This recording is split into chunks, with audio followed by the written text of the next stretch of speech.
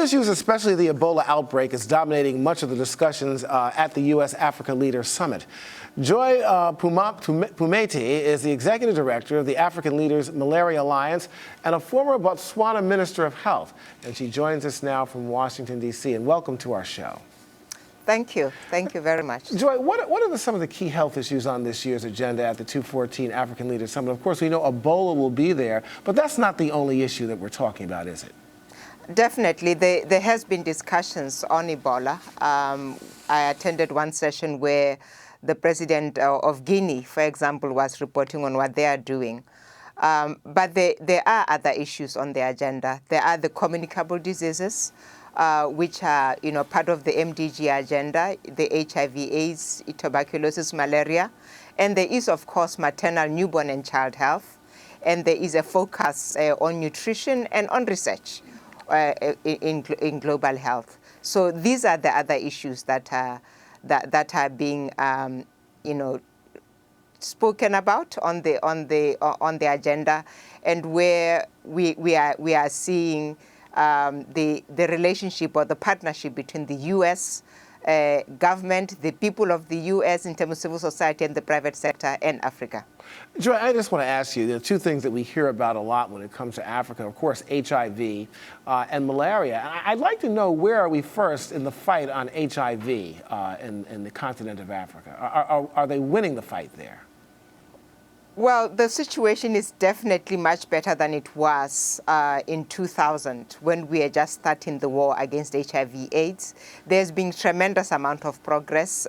Countries like my country, Botswana, where life expectancy was going down tremendously in 2000, has actually risen substantially.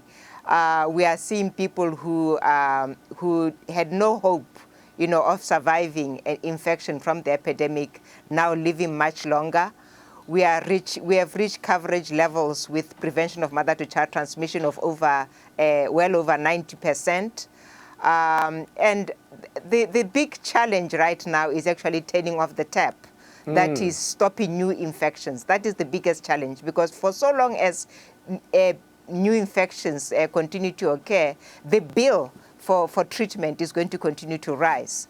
And of course, another challenge is the fact that we are not treating children who are born HIV positive. And in fact, the treatment levels for pediatric HIV/AIDS continue to be low on the African continent. So these are the primary challenges. And of course, treatment of groups like the men who have sex with men, commercial sex workers, etc. So treatment of those particular special groups continues to lag behind.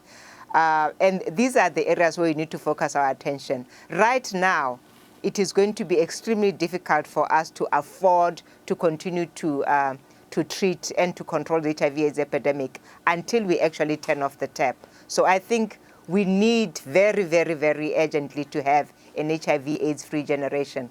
And the responsibility has to be on the African countries themselves to reach that target. Indeed. I just want to focus back on Ebola for a minute here. This is not the first time it's hit the continent. We were talking about this the other day on Arise Review, that the Central Africa was hit, but they were able to deal with it by containment. So apparently that's something that might be effective in combating that particular virus. But what about malaria, Joy? I mean, this is something that has been in Africa for many, many, many years, I guess, for much longer than that. And I'm kind of surprised to see that has not really been curtailed at this point. What needs to be done there to deal with malaria?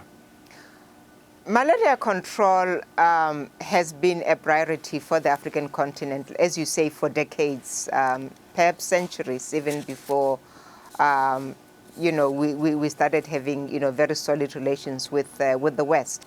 But the important thing about the control of malaria is that in order for you to go beyond control and achieve elimination, the substantial investments need to be made beyond just investing in traditional vector control and rapid diagnosis and treatment.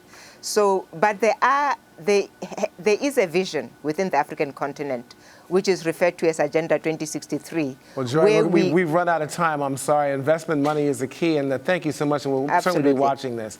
And you're watching Arise America.